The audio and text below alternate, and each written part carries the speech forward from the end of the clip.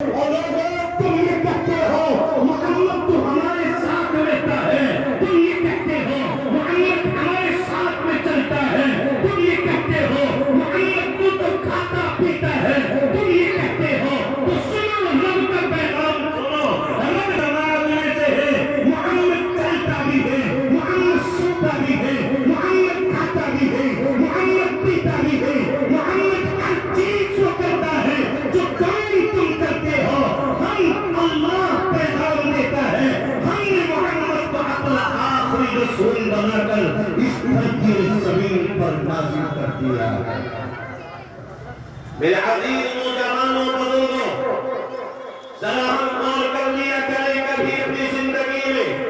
رب کریم نے اعلان فرما دیا ہم نے اپنے رسول کو آخری نبی بنا کر اس دھرتی اور زمین پر نازل کر دیا ہے۔ اسی نبی کے بارے میں آدم علیہ السلام کے سامنے عرض کر رہے ہیں، اور میرے پیارے بیٹوں، جب اللہ کی طرف سے پکڑ آ جائے، جب مصیبتیں آ جائیں، جب پریشانیاں آ جائیں، جب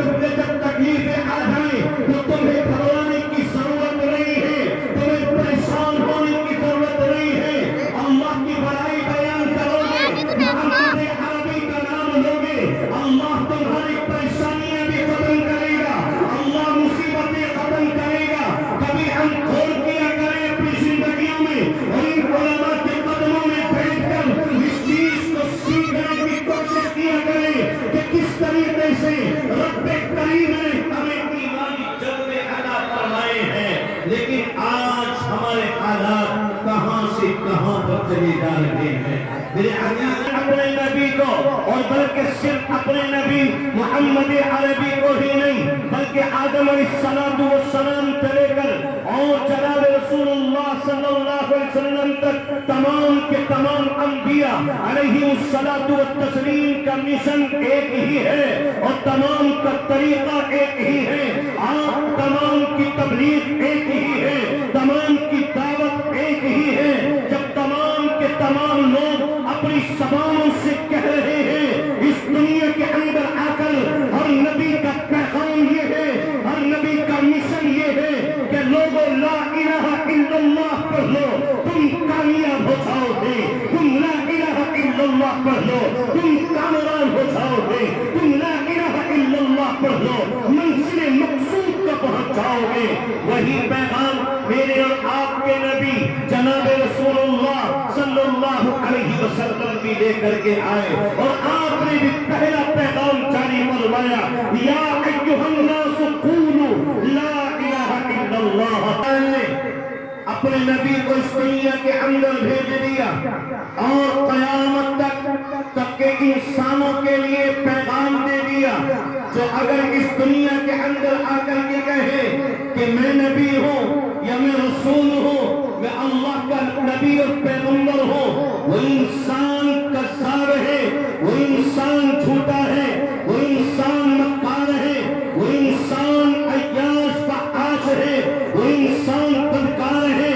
اللہ رب العزت والجلال قرآن کی آیت میں پیغام دیتا ہے، وَلَٰكِن رسول اللہ وخاتم النبیین، اپنے محمد کے اوپر آ کر ہم نے خاتم النبیین کی مہر لگائی ہے۔ اب کوئی نبی اس دنیا کے اندر نہیں آنے والا، اب کوئی رسول اس دنیا کے اندر نہیں آنے والا۔ یہ کلام، یہ شریعت، یہ پیغام، یہ احکام اللہ رب العزت والجلال نے اخیر نازل فرما دیے ہیں۔ میرے عزیز نوجوانوں بزرگوں، کبھی ہم دیکھا کریں کہ کس طریقے سے صحابہ کرام رضی اللہ عنہم اجمعین کس طریقے سے آقا الصلوۃ والسلام کی پیروی کرنے کے لیے بےتاب ہیں اور کس طریقے سے پیروی کر رہے ہیں۔ کبھی دیکھیں کہ ان کی محبتوں کا عالم کیا ہے۔ ایک واقعے کی طرف اشارہ کروں، جناب رسول اللہ صلی اللہ علیہ وسلم نے کس طریقے سے تقریباً 13 سالہ زندگی جو رہے ہیں، کس طریقے سے آپ کو ستایا جا رہا ہے۔ کبھی آپ کو بیت اللہ کی سرحد میں، کبھی آپ کے جسم اثر کے اوپر لوگ گندی خلاصت کو ڈالتے ہیں، اونٹ کھڑا ہوا ہے، ذبح کیا گیا ہے اور اس سے گندی قرابت کو نکالا گیا۔ جناب رسول وسلم کے جسم اطہر پر لوگوں نے ڈال دیا، اور اس پر بس نہیں کیا گیا بلکہ آگے ایک قدم اور آگے رکھا گیا کہ آقا علیہ السلام کبھی آپ بیت اللہ کی سرحد میں نماز پڑھ رہے ہیں، لوگ آتے ہیں، کوئی رسی کا پھندا بناتا ہے، ایک سیدھے ہاتھ کی طرف کھینچتا ہے، دوسرا بائیں طرف کھینچتا ہے، آقا علیہ السلام کی زبان اطہر باہر نکل کر کے آ جاتی ہے۔ اس انداز میں 13 سالہ زندگی کو گزارا ہے۔ 13 سال کے بعد جب اللہ رب العزت والجلال نے یہ پیغام دے دیا، جاؤ محمد تم مکہ المکرمہ سے مدینہ المنورہ کی طرف چلے جاؤ، تو آپ کے ساتھ میں ہے کس طریقے کا عشق سیدنا ابوبکر صدیق کو ہے۔ یہ فرماتے ہیں علماء کرام کہ سیدنا ابوبکر صدیق رضی اللہ عنہ کبھی آپ کے پیچھے کبھی آپ کے آگے آگے چلتے ہیں۔ جناب رسول اللہ صلی اللہ علیہ وسلم نے حضرت ابوبکر سے مخاطب ہو کر کے کہا، ابوبکر کیا مسئلہ ہے؟ کبھی تم میرے آگے آگے چلتے ہو، کبھی میرے پیچھے پیچھے چلتے ہو، قربان جاؤں میں سیدنا ابوبکر صدیق رضی اللہ عنہ کی جوتیوں پر یوں فرمایا، سیدنا ابوبکر صدیق رضی اللہ آپ کو بتاؤں کہ جب میں آپ کے پیچھے چل رہا ہوتا ہوں میرے دل میں خدشہ پیدا ہوتا ہے، میرے دل میں میرے ذہن میں بات آتی ہے کہ کہیں سامنے سے دشمن نہ آ کر کے آپ کے اوپر حملہ آور ہو جائے اور آپ کے اوپر حملہ کر دے۔ یا نبی اللہ، بس میں اس بات کو سوچ کر میں آپ کے تو میرے ذہن میں آتا ہے، میرے دل میں اور دماغ میں بات آتی ہے کہ کہیں کوئی جانور یا کوئی دشمن آپ کو پیچھے سے آ کر کے ہم کبھی اپنی زندگیوں میں اس چیز کے اوپر غور کر لیا کریں کہ آقا علیہ السلام کے اوپر ہم مر مٹنے والے اور صحابہ کرام رضی اللہ عنہ اجمعین کے طرز عمل کو چھوڑ کر آج ہم اپنی زندگی کو گزارتے ہوئے نظر آ رہے ہیں۔ میرے عزیز نوجوانوں بزرگوں،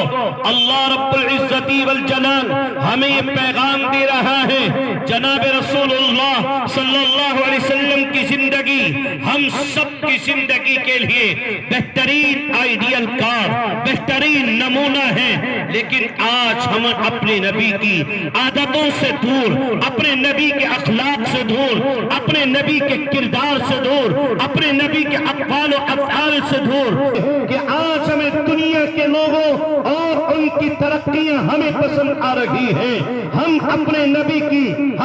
نبی کی عادتوں کو چھوڑ کر ان دوسرے لوگوں کی ترقیوں کو اپنی ترقی سمجھ رہے ہیں، جبکہ ہمارے لیے یہ ترقی نہیں ہے بلکہ تنزلی ہے۔ آج صورتحال یہ ہے کہ آج ہمارا مسلمان بھائی اپنے نبی کی عادتوں سے، اپنے نبی کی سنتوں سے، اپنے نبی کے طریقوں سے اعراض کرتا ہوا نظر آ رہا ہے۔ اپنے نبی کے اخلاق و کردار ہماری زندگی میں نظر نہیں آ رہے ہیں۔ ہمیں غور کرنا چاہیے کہ اللہ رب العزت والجلال نے ہمیں اللہ کا عظیم پیغمبر دیا ہے اور اس کی زندگی ہمارے لیے بہترین آئیڈیل کار اور نمونہ بتائی ہے، لیکن ہم کبھی اپنے نبی کے اس طرز عمل کو نہیں دیکھنا چاہتے، ہم کبھی اپنے ایمان کو نہیں جانچنا چاہتے، ہم کبھی اپنے نبی کے اسوے کو نہیں دیکھنا چاہتے۔ ہم ذرا اس کے بعد کو دنیا والوں کے سامنے رکھا اور عرض کریں۔ میں ایک واقعے کی طرف آپ کو اشارہ کروں کہ آپ نے سنا ہوگا حضرت سمیہ رضی اللہ عنہا، وہ نبی پر ہے، وہ یوں عرض کرتی ہے اور یوں کہتی ہے کہ میں اپنی جان سے بھی اب اللہ کے حبیب کے اوپر فدا ہوں۔ دشمنان اسلام آپ کو ستاتے ہیں، آپ کے اوپر کوڑوں کی بوچھاریں کرتے ہیں، اور یہ ایک ہی لٹ ہے، ایک ہی جملہ ہے، ایک ہی بات ہے، اور وہ عرض کر دیتی ہے کہ بس میں اللہ رب العزت والجلال پر ایمان لے کر کے آ چکی ہوں، اب اس دنیا کے اندر کچھ بھی ہو جائے